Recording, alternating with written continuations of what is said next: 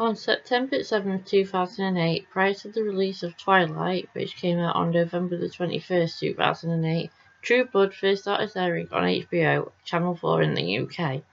As a predecessor to Twilight and based off of the Southern Vampire Mysteries by Charlaine Harris, True Blood was like the darker, less sparkly sibling to Bella Swan's stories. Vampires did not need to be ripped apart and set on fire to be killed. They met the true death, exploding into a bloody pool.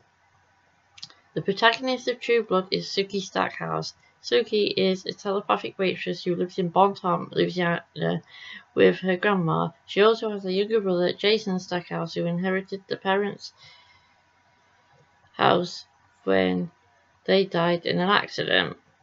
In the first season, she meets and rescues Bill Compton, who in turn introduces her to later love interest Eric Northman and his colleague Pamela Pam Swinford de Beaufort at the vampire bar Fantasia.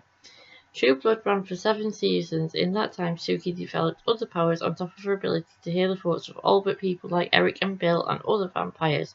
Jason joins a cult of anti-vampire fanatics, and Bill is forced to create a new vampire, Jessica Hembry, who goes on to have a relationship with Hoyt Fortenberry. Sookie's friend Stara also ends up having been possessed by Marianne, who is a Maynard, and later turned into a vampire by Pam. She also lost her boyfriend Benedict, known as X, during season 2 or 3, shot by Jason, but he had this covered up. Sookie also finds out her boss, Sam Malott, can shapeshift into a dog or any animal he touched and formed a bond with.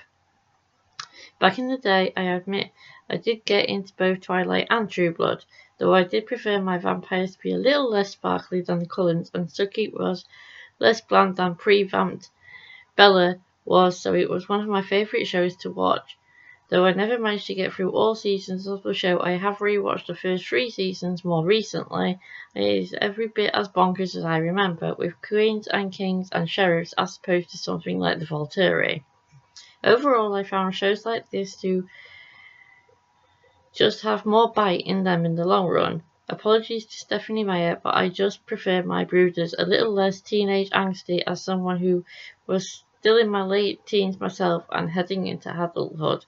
Thank you to everyone who's come along and watched my reviews. I really appreciate it. Remember to bite that like button, stake the subscribe button, and leave a comment down at Fantasia below, and I'll see you next time. Bye for now.